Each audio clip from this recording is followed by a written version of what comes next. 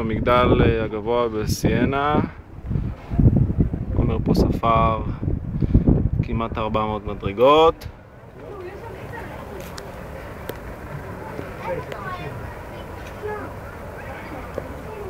ההורים כולם מחכים למטה, הילדים, אני ואיתי עלינו.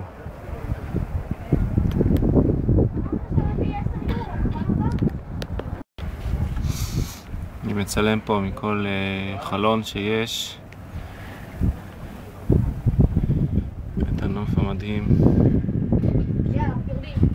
רגע עומר, זהו, כבר מיצית?